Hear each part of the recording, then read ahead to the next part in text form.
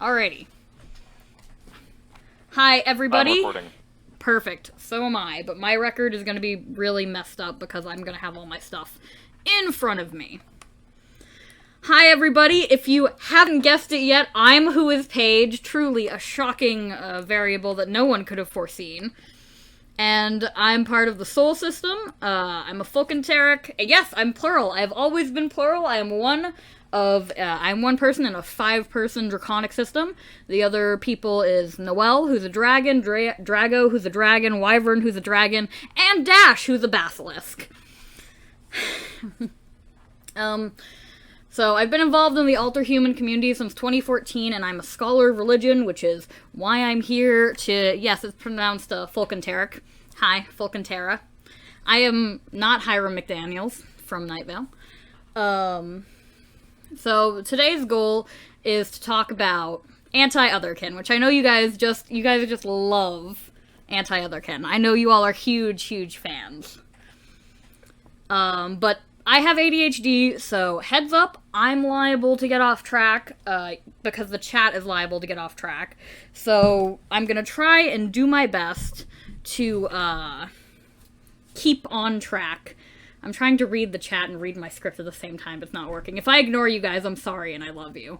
But yeah, so we're gonna have a section for discussion, questions, comments, concerns, complaints, post-lecture, but the main part is going to be just information. So disclaimer, this panel involves religion-heavy discussion. If this triggers you or in any way makes you uncomfortable, please feel free to leave at any time. I'm not going to hold it against you. Your fellow audience members aren't going to hold it against you, and if they do, I'll hunt them down for sport. There's also passing mentions of animal death, human death, some quotes of hateful language aimed at otherkin, a brief mention of genocide, and I want you guys to be aware of that. Those aren't the focal points of the topic, but they do get brought up, so if those make you uncomfortable, please don't hesitate to leave. It's okay. This panel is recorded. You can view it later, if you want to. So today we'll be talking about anti-otherkin, common misunderstandings of otherkinity, and where those groups and rhetoric stem from. Before I begin, let's go over a few definitions so we're all on the same page on what we're talking about. So, the term otherkin functions, or at least it has always functioned in my eyes, very, very similar to the term non-binary, in which case it can be used as a singular, exclusive label that means something very specific to one people or a small group of people, or it can be used as a larger umbrella term, which encompasses other terms. We're going to be mainly talking about otherkin as an umbrella term, so also including Therian experiences, fictionkin experiences, Fictherian experiences, Theriomythic experiences. You get the gist. We're also going to be talking about Panel 3, Anti-Otherkin. So, we need to define anti-otherkin to talk about anti-otherkin. And in this panel, I'm defining anti-otherkin as an individual or group of individuals whose foundational beliefs involve 1. The idea that otherkin are in some way harmful either to themselves, to others, or to all parties involved, and 2, that otherkin should be stopped or voluntarily stopped from continuing their belief systems. Big air quotes around belief systems. Some anti-kin may have kind of a rudimentary understanding of otherkin, but most typically display a really big disregard to the point of being just ignorant about what the identity actually encapsulates, instead preferring to personally classify otherkin as either akin to a spiritual or religious belief or as a direct result of neuroatypicality. These, and panel 4. These forms of misclassification are something we see plenty online, as one now defunct Tumblr blog, Asketsky, demonstrated perfectly in their 2018 post on otherkin, which I'm going to put in the chat. Boom. I'll read it out loud for you. Hey, if you're otherkin and it's not a part of your religion or spiritual beliefs or culture, or you can't recognize that it's a coping mechanism, and you actually believe that you are or were supposed to be a fictional character, a person that has existed / does exist, an animal, or anything else, then that is a delusion, and I hope you get help. Yeah, the 360 notes on that is devastating. This post just kind of perfectly demonstrates how a lot of non-kin and anti-kin understand otherkinity. They don't think of it as a true identity. They think of it as something voluntarily taken on, qualifiable as a type of belief, or something to be disregarded and even cured. The latter comes from a relevant place of ableism, and I'll try and touch on that later, but the former is something we see spoken about in academic literature as well. We also see it more relevantly demonstrated in academic literature. One example is included in New Religions and the Internet, recruiting in a new public space, where otherkin is defined as, quote, a net-created religious movement.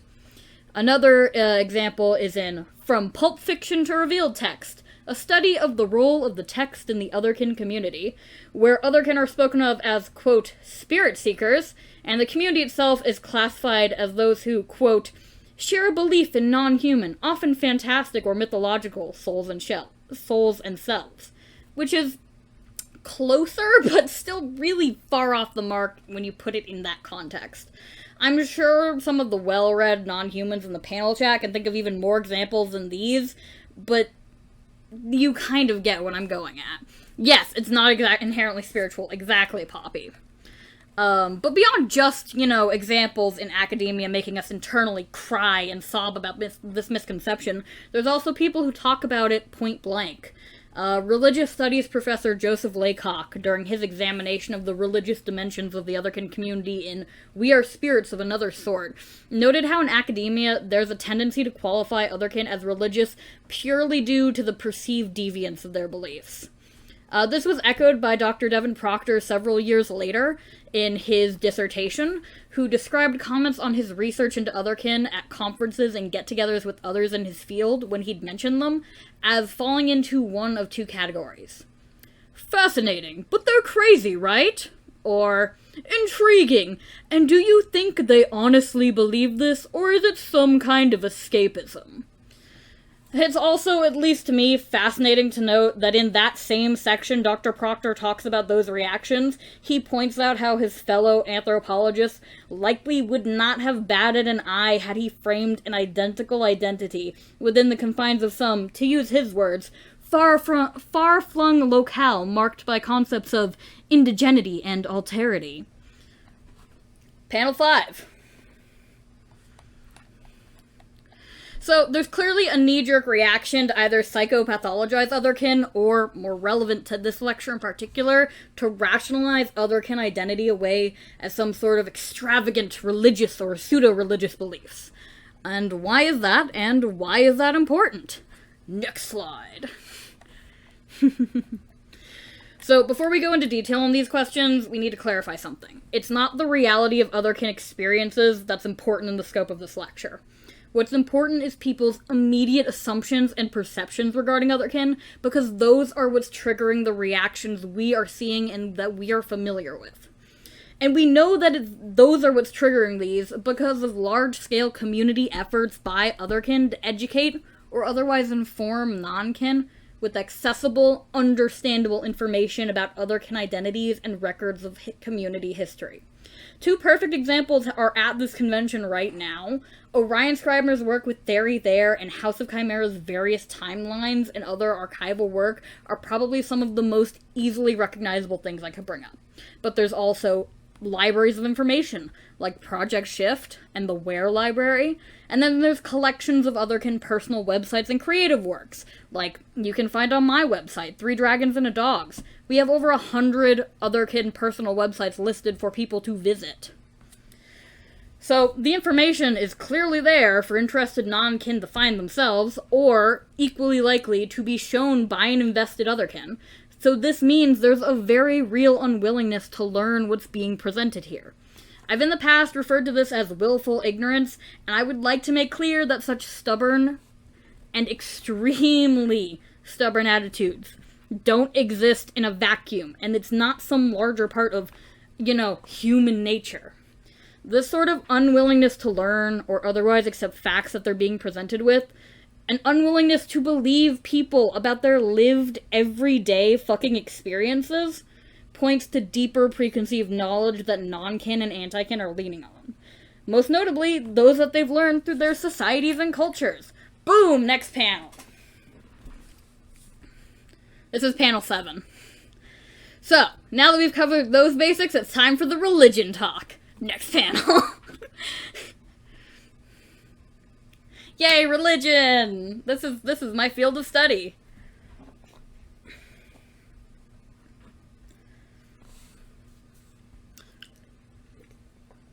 Paige, I'm not sure if you could hear me, your mic cut out. Which part of it cut out? You said, yay, religion, and then I went, Yeah, that's all I was really saying anyway. Alright, cool.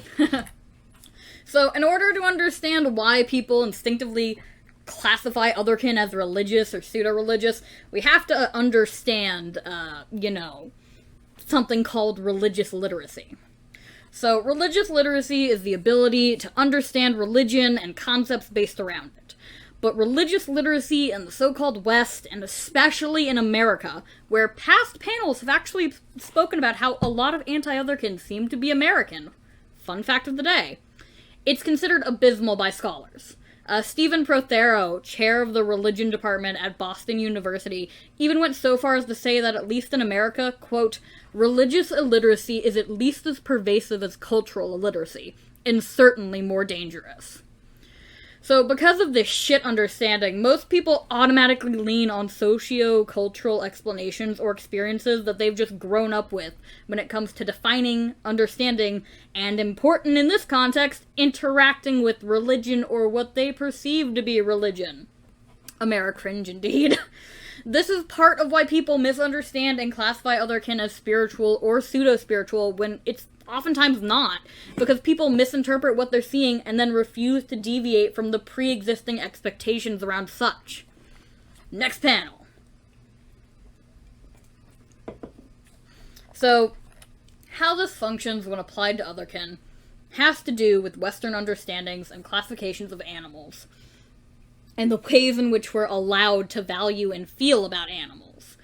Animals in the society we currently inhabit are often assigned stark and divided categories.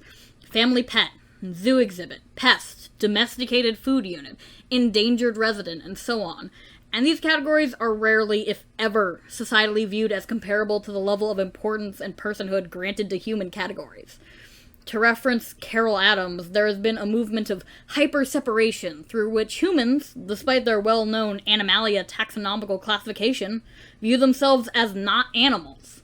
We see this distinction perhaps most recognizably in the way we mourn animals. It was only a cat, a hamster, a lovebird, a frog, and the cultural taboos which restrict the full expression of grief and sorrow we feel after the devastating loss of an animal close to us. The otherkin community and otherkin identity apply significance to animals and animal personhood that falls well outside most typical classifications of how humans are societally expected to view animals, instead veering into a category which is more often shoved into a miscellaneous animal-related religion box. Sparkle, sparkle. Next panel. And that box has historically been heavily stigmatized and otherwise treated and viewed super fucking questionably in Western society. It's perhaps best to start with the developmentalist theory proposed by British anthropologist Edward Tyler Burnett in the late 1800s, which suggested that religions evolved from theological naivety to theological sophistication. Developmentalist theory relies on Freudian influence surrounding the relationship between human and animals, observing human-animal relationships through the philosophy that it is either childish or primitive for humans to be unable to psychologically separate themselves from animals. Through the developmentalist model, it is interpreted that the more theologically naive a religion, the more significant a role nature and animals play within tradition, therefore connecting the primitive, childish, and beliefs which incorporate nature and animals all together. Next panel. This is a theory which America and other civilizations with connections to England seem to have unfortunately inherited along... Yes, it's racism. The answer is racism, Mercury. Yes. They seem to have inherited it alongside pervasive attitudes of Christian monotheistic triumphalism, something which fundamentally influences how these underlying ideas relate to the developmentalist theory and what it postulates manifests. So basically, the way this plus this comes out in aggressive proselytization and assimilation, usually through methods designed to infantilize, primitize, and otherwise stigmatize and attack a group's personhood or sense of agency and base rights. Or it just functions through simple destruction of the threat in order to solidify dominance and right to rule. One of the most recognizable examples of this in action is the genocide and attempted eradication of Native Americans and Native American cultures, both historically and in modern day, and how Native Americans have tried to justify such atrocities. But trust me when I say you can see evidence of this fucking everywhere when you look for it. When you look for it, you can't stop seeing it. Next panel. Some examples of this in regards to Otherkin include claims which frame Otherkin as inherently animalistic or dangerous in extreme ways. This includes such memorable comments as one Tumblr blog that claimed Otherkin only ever, quote, crawl around and growl and eat food out of a bowl. Or the long-standing existing myth regarding dragonkin who eat real gems, which was, once again, started by an anti-Otherkin on Tumblr. Any claims that Otherkin are always children or implications they just need to grow out of it. One example of this from Reddit's Other Cringe community includes Reddit user Sarah Nove's comment on the subreddit, quote, I think pretending to be something else is totally normal and part of growing up. The difference between you, me, and most people is that we grew out of it. The Otherkin posted about on Other Cringe didn't, and that's the difference. It's not something that's much of a hidden opinion in the anti-Otherkin community. In the week prior to OtherCon, one anti-Otherkin I interviewed claimed that they believed all Otherkin to be literal children. Otherkin framed as a threat that needs to be eliminated or closely watched. Some of you may be too new to the Otherkin community to remember how common it was in the early and mid-2010s for anti-Otherkin to talk about how Otherkin should be, quote, euthanized, or, quote, sent to a slaughterhouse, to use a few choice words, but this also applies to ableist comments that imply Otherkin are crazy and need to be locked up. Further evidence that these sorts of pointed comments exist in highly religious dimensions and aren't just kind of like floating out there in the vacuum of space with any context, both consciously and unconsciously, can be seen in a Christian theological ethics book published last year by Adam Butler, titled Monsters in the Closet, Exposing Real Threats to Children and Teenagers Within the Home. This book is divided into 3 sections, and the last section, Part 3, Indoctrination, which is clearly aimed at what Butler considers to be risks of corrupting children into alternative religious beliefs and identities, contains a subsection within it titled Introducing the Otherkin. Yeah. It has gems in that section such as, one quote, the devil is attempting to revoke the God-engraved image from humanity, and other things which paint Otherkinity as an attack on Christianity and Christian belief. This is besides the point that Christian Otherkin not only exist, but there's a whole known forum dedicated out there to Christian Otherkin. There are essays written by Christian Otherkin. I've wrote something on therianthropy through a Christian lens as a religious scholar. I'm not Christian, I'm Hellenic, but that's besides the point. This is a real, documented thing that anyone could look for. Next panel. This one you guys will like. There's also kin for fun to consider in all of this. Perhaps the modern anti-kin might be a better way to phrase these groups, though through taking Otherkin terminology and attempting to redefine it into more social, acceptable sort of ideas and phrases, they're just as much an example of everything else we've talked about up to this point as the more traditional anti-Otherkin. Trying to forcibly change terminology and is just as much a removal of agency as insisting individuals are childish or primitive, especially in documented cases where kin for funners lay claims that Otherkin are, quote, delusional, or, quote, taking things too seriously. They've literally reinvented the term Tumblrkin to refer to otherkin who are talking about things in a way they don't agree with. You guys already know about a lot of this from Pale's panel earlier today, so I'm not gonna reinvent the wheel on that one, but the idea that someone can just walk into a community and commodify what it means to be a part of the community. This is an example of someone viewing us either as a threat to themselves, to the status quo, to ourselves, and wanting to take power away from us. It might not be easy to put it into those, thought processes, those categories, but that is functionally what they're doing, consciously or unconsciously. Comic Cub, that is the perfect fucking comic. Thank you. Next panel. Okay, so just to recap, the TLDR. The most frequently observed rhetorical devices in the anti-otherkin community come in the form of infantilizing and dehumanizing otherkin. From odd what-ifs like, quote, if my child were otherkin, I'm keeping them outside and making them shit on a pad, to more direct implications such as, quote, feel free to hunt otherkin for sport. There are hundreds of documented occasions of anti-otherkin utilizing these language tools in an attempt to delegitimize the otherkin community. But beyond merely for the purpose of delegitimizing, one must ask, why anti-otherkin? Choose those two tools specifically beyond all others. Is it because they're particularly successful? Because they were the most convenient? Because it was the easiest to keep consistency with such simple to spread and understand language? No, that's not it. The fact of the matter is that there was no conscious, dedicated choice to use those two particular rhetorical devices. The anti-otherkin community lacks in figureheads, it lacks in organization, and yet still, it draws together like moths to a flame, falling back to the same arguments we've seen and the same derogative we've seen time and time again. The only logical conclusion to draw is that anti-otherkin hold an unconscious bias towards things they associate otherkin with, namely animals and non-monotheistic religious beliefs. And who is to blame for this bias?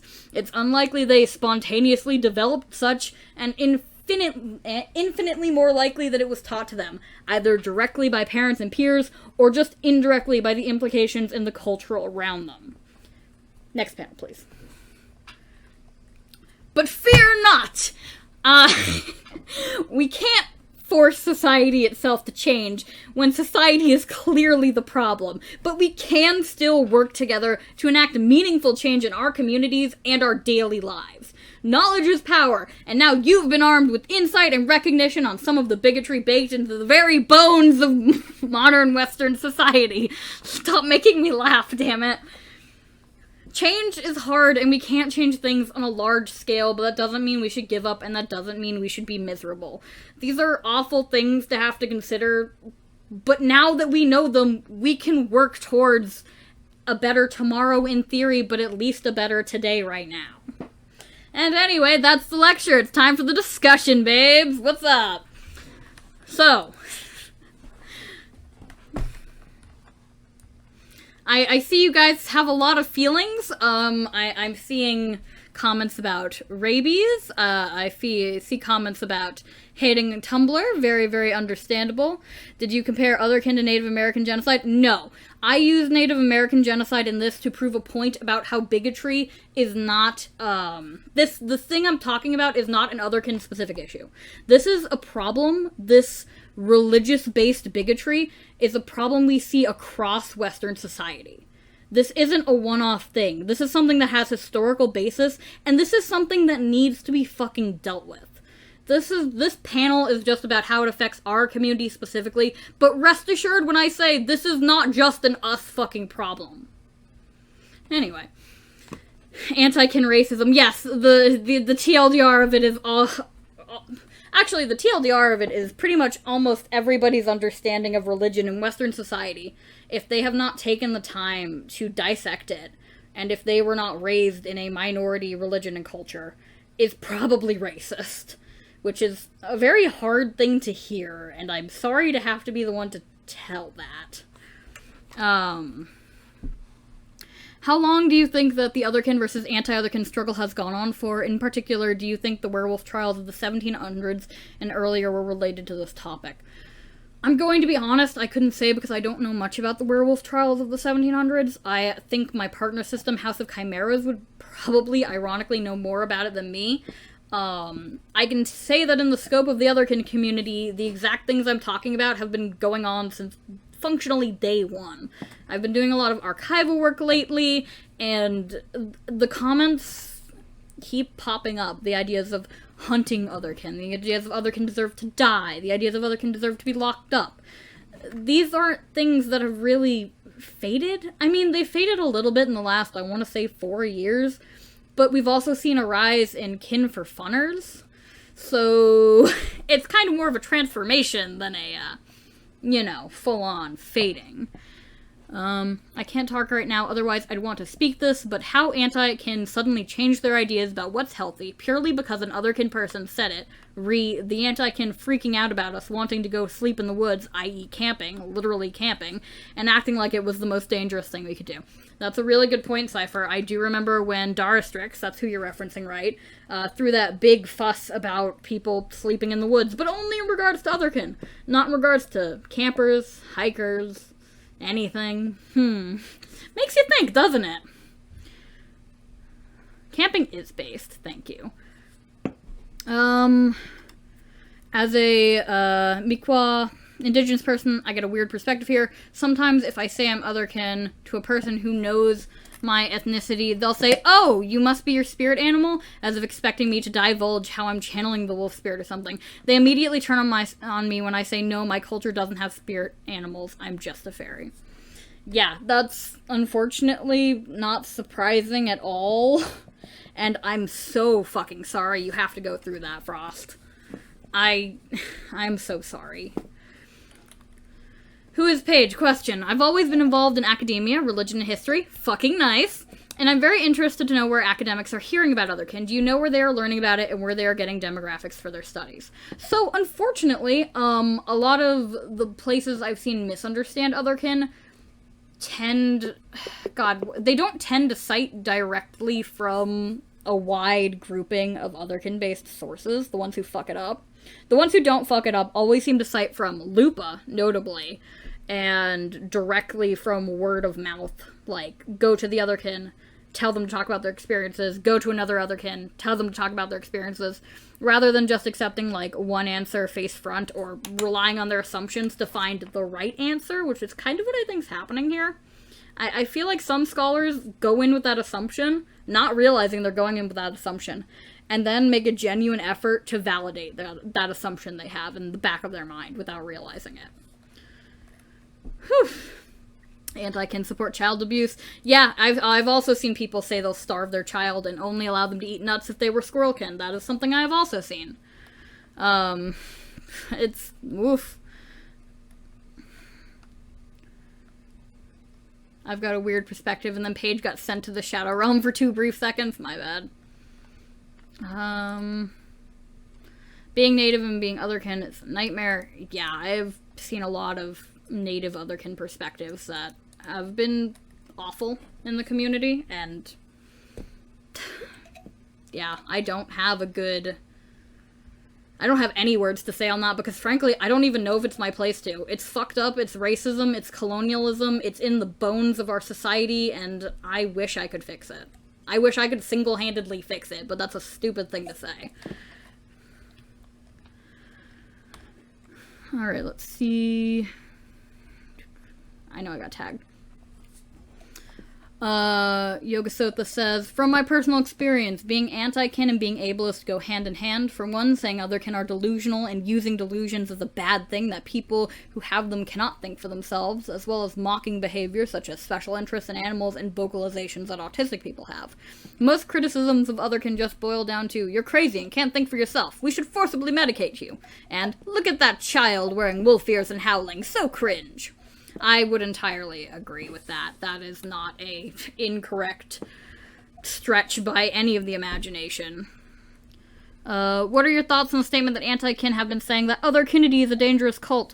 My thoughts on that is that it's just more, So the thing about cults, since new religious movements were actually originally my majoral focus when I was in college, the thing about new religious movements is that people fucking hate them. And it doesn't matter if they're actually harming anyone, people fucking hate them. And it goes back a lot to Christian monotheistic triumphalism, that idea that Christianity must reign supreme and only monotheistic religions have any sort of potential validity, because then you can spin it, oh, well, that's the Abrahamic God just under a different name. That sort of shit.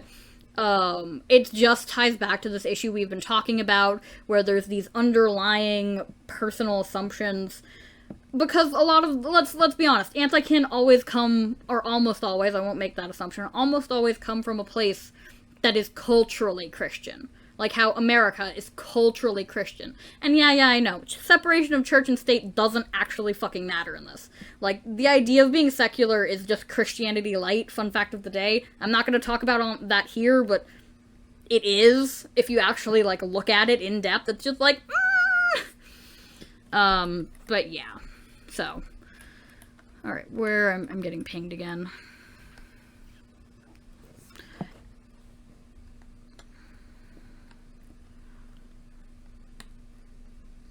Sorry, I'm trying to catch up with chat, because I'm trying to answer all the questions I'm getting.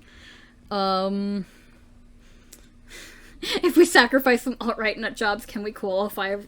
I mean, we can sacrifice some alt-right nut jobs without qualifying.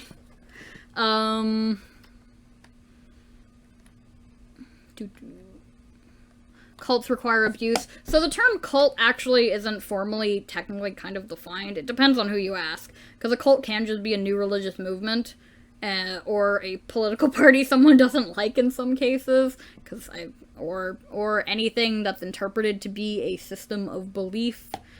And it's a sticky topic that I'm not going to get into right now.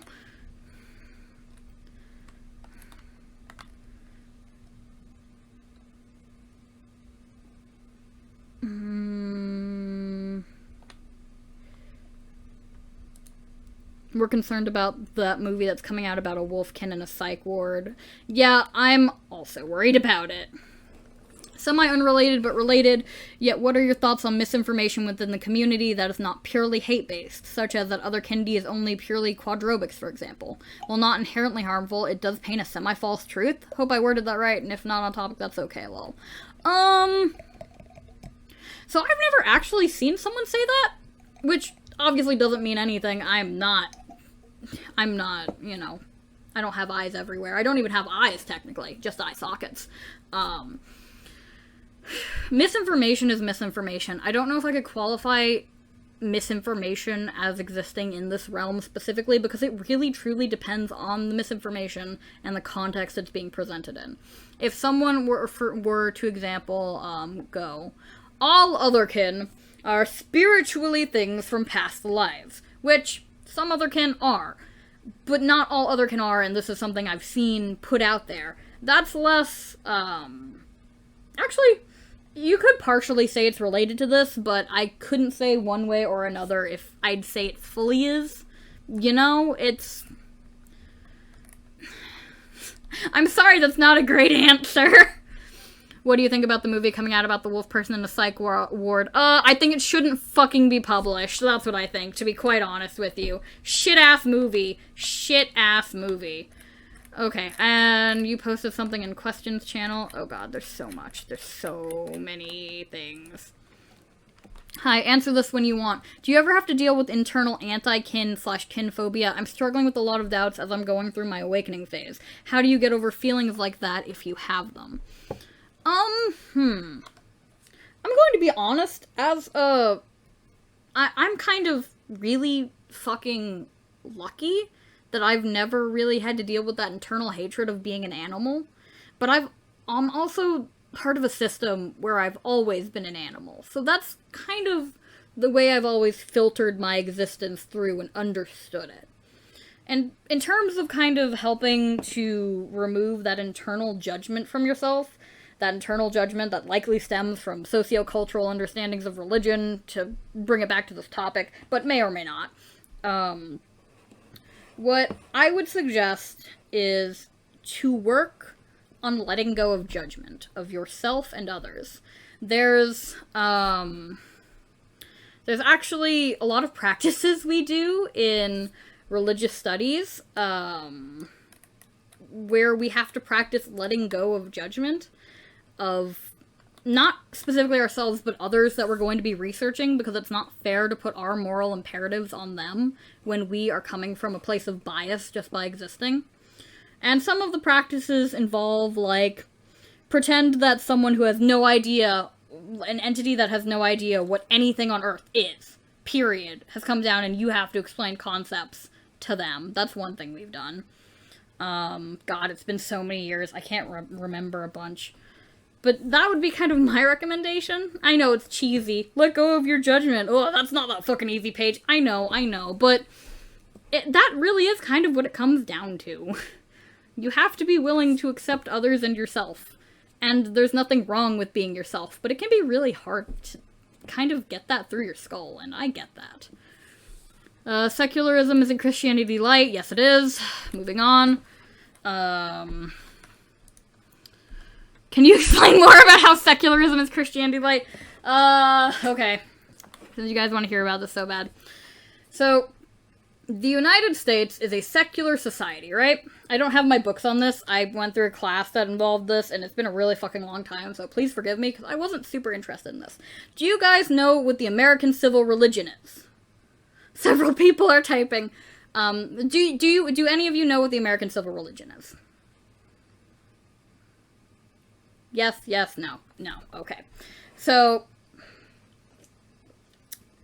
the American civil religion is what religious scholars refer to as the religion of nationality and patriotism in the United States. And arguably every American is a part of it. It's a part of our inherent society, and it involves the secularism in America. It's actually deeply intertwined with it. It's kind of like how, what are some really good examples? Here, my favorite example. In America, how do Americans view animal sacrifice? Somebody give me an answer in chat. How do Americans view the concept of animal sacrifice? Paganism, bad, horrible, evil. Americans practice government-sanctioned animal sacrifice every year. Thanksgiving. I wrote an entire fucking essay on this. Let me go off for a second. Thanksgiving is the perfect example because states will extend turkey killing seasons to help encourage hunters to go kill them for no other reason than it's a holiday. Black Friday that comes immediately after it. The Macy's parade and how people have rituals surrounding saying grace or watching the Macy's parade or having a turkey every year or eating alone or the turkey pardoning thing. Perfect example. And it's, yeah.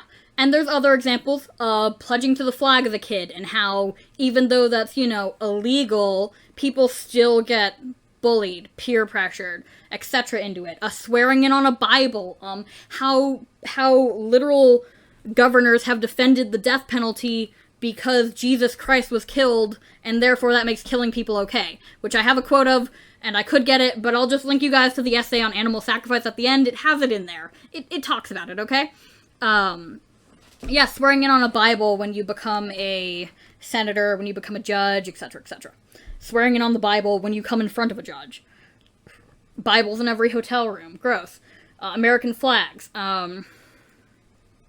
Like, there's an idea we live in a secular state, and that secularism is this perfect, untouched by religion concept, but it's not.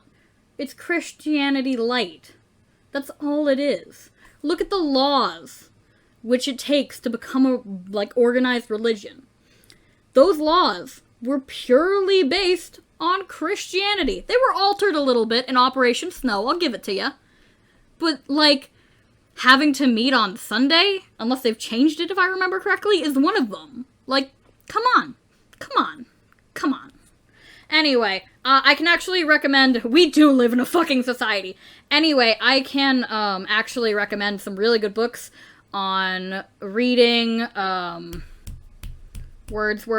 I actually have some really good books on secularism that I can totally get to you. If you want more information on this topic, or at least one, I could probably find it. But yeah, feel free to contact me after the lecture if you want that. Oh, okay. Sorry. I'm so sorry if I sounded like belittling or dismissing in that. It's just like, trust me. Everything people think they know about religion is wrong, but it's totally not their fault, but it's usually really wrong. It's just society. We live in a society. Anyway, sorry about that, guys. Geez, this is a lot of chat panel things. Just so you know, you have about 15 minutes left. Okay, cool. Anyway, does anyone have any more questions or etc. and so forth? Whether this is about, you know, religion in connection to otherkinity, or perceptions of religion in connection to otherkinity, or etc. and so forth.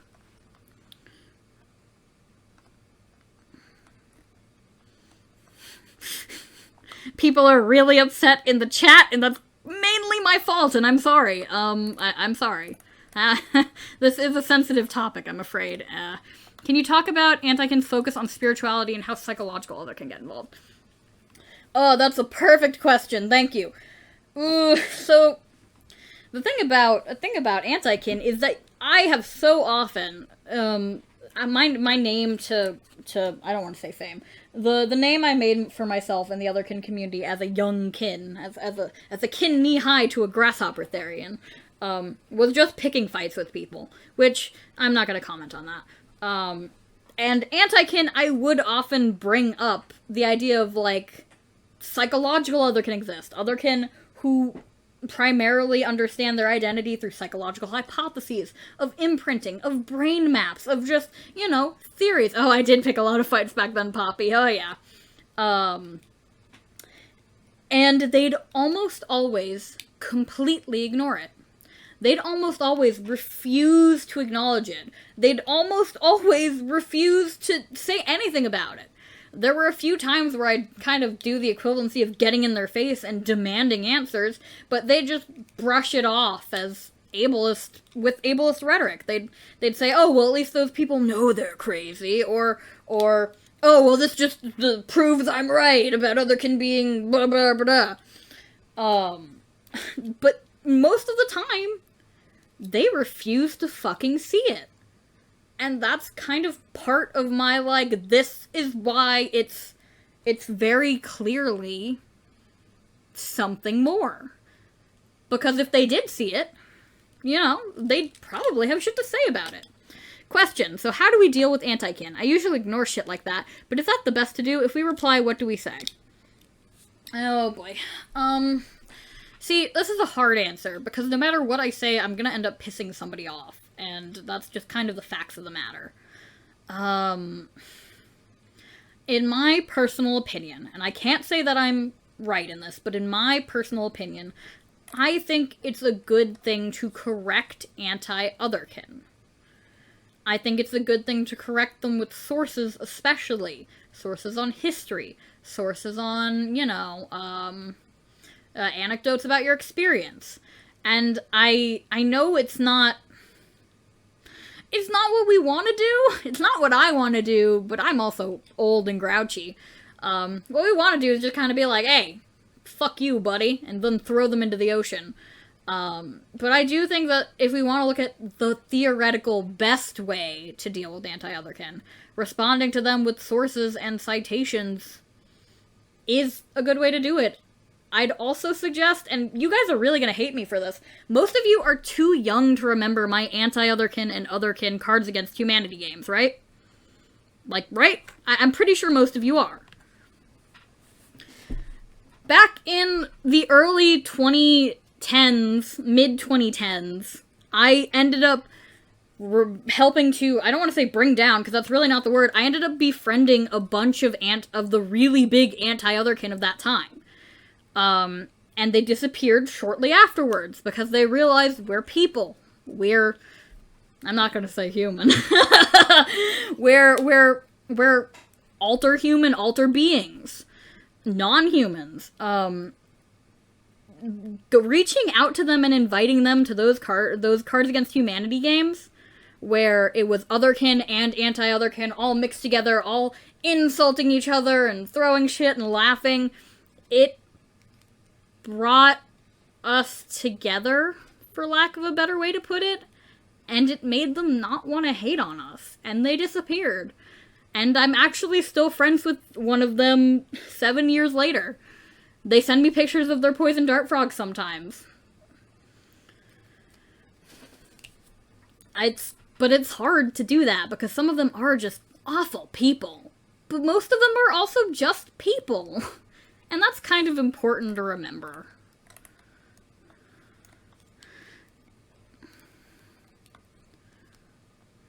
Let's see here.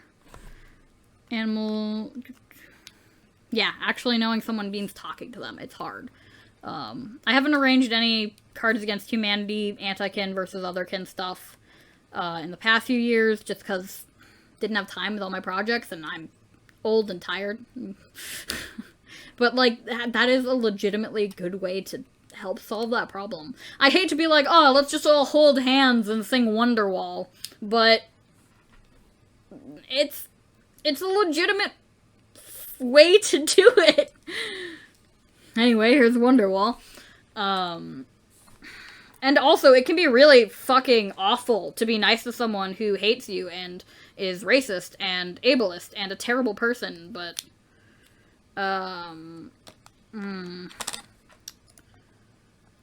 But, yeah. That's my thoughts on it. I actually do think we don't owe them this, especially those of us who are in particularly, you know, rough positions on the subject, or who don't have the energy, but that is kind of the best way I found.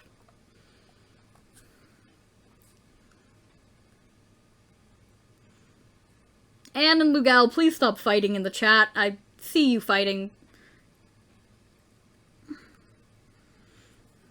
Yeah, please cut that out.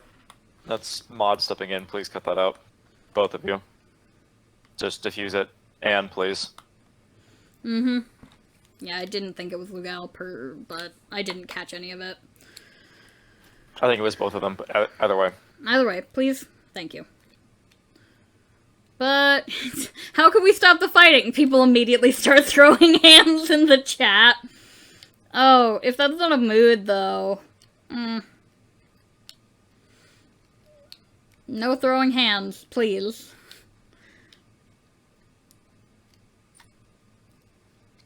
Alright. Hey Paige, this is out of left field, but your voice reminds me a bit of Red from the YouTube channel Overly Sarcastic Productions. Cool! I don't know who that is, but I'm gonna take it as a compliment. I feel like Anti-Kin get caught up in this little bubble of thinking we actually do what we think they do, and then when they talk to us, they realize, oh shit, we're kind of alright. The problem is getting them to realize we're alright. Because sometimes they just like to really dig their claws in, and that's an issue. I will check out Red. Thank you for the recommendation. This panel made me feel better about Anti-Kin, to be honest. I'm glad. I mean, honestly, I was a little afraid to do this panel because it's a rough subject no matter what way you look at it. We're talking about heavy topics. We're talking about something that you guys are going to see in everyday life if you choose to look for it after this panel. And it can be hard to navigate. But if I've helped you feel better about this or helped you feel more informed, then I've done an alright job, and I'm happy to say I did. Alright. We have 6 minutes left. Our Otherkin is fascinating. They act very civil and claim to be okay with Otherkin, but when it comes to actual discussion, they often aren't. Very fucking true. Very true. Yeah. How should we tackle anti-kinity in medical spaces or psychological spaces? If I bring up Otherkinity to my therapist and on the off chance they think it's bad for some reason, how do we deal with that? You're not gonna like this answer. Get a new therapist. This is not something... In spaces like those where you're seeking help, don't turn yourself into an educator. Focus on getting yourself help. And if you want to, you can send them. I know the Alterhuman Advocacy Project has a pamphlet for therapists, question mark? Don't quote me on that one, but I'm pretty sure they do, that you could, like, theoretically send them. You cut out halfway through saying that, whatever you said, I know what you were talking about. Can you just rephrase what you're saying about the Alter Humanity pamphlet? Yeah, the Alterhuman Advocacy Project, I believe, has a pamphlet for therapists. You could send them, and you could start there and build up. But any therapist who's already decided it's a psychopathological problem, it's a disorder, or disordered in some way, when you know it's not causing you distress, it's not dangerous to you, etc. and so forth, step away from that. That's my biggest recommendation. Step away from that, find a new therapist. Which isn't a great answer, I know, I'm sorry. Do you think that Christian supremacy is all forms of Christianity or fundamental Protestantism, Puritanism in regards to this? I am not going to say it's all forms of Christianity by any means. So, the weird thing about Christianity is that it's a worldwide religion practiced by billions of people, and there's so many different forms of it. There are so many different forms of it. I can say that Christian supremacy is a problem while also saying in certain places Christians are oppressed for their beliefs, or certain understandings of Christianity are oppressed in their beliefs. So I'm not going to say it's Protestantism, Puritanism. Fuck words. That's the problem here. I'm going to say it's more societal forms of Christianity and cultural forms of Christianity. Major cultural forms of Christianity, that's the issue. Which often have puritanical values and a whole bunch of other mixing pot history and modern values inside of it. I hope that helps. Oh, thank you, Scribner. The panel was different, but it smashed your expectations. I'm very happy that it did. I thought it said I had an @ down below. Or one more question. Did I skip it? No, I didn't. Cool. Cool. Whew. But yeah, if you see anti-Kennedy in medical spaces, just back off it. Back off it. You don't deal with that.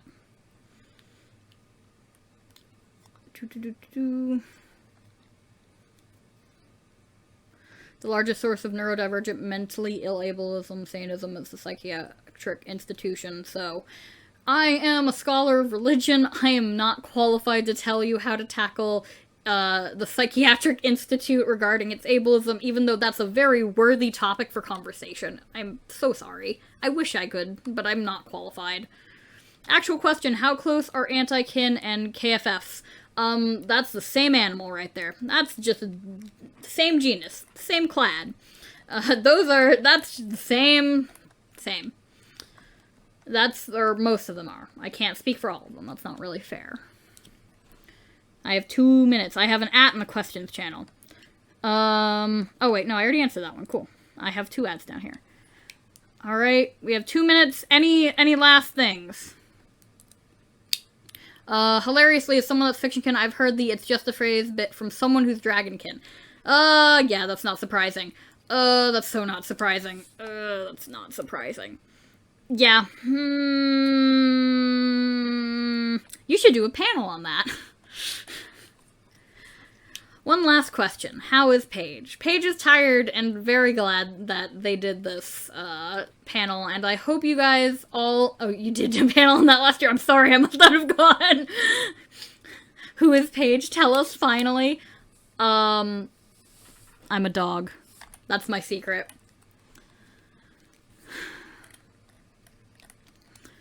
Oh, wait. It's recently come to my attention that there is a deity-kin that has created a cult around it and is active and has hurt our community. I really just want people to be aware of this, and this behavior is not acceptable and really hurts deity-kin both within and without the community.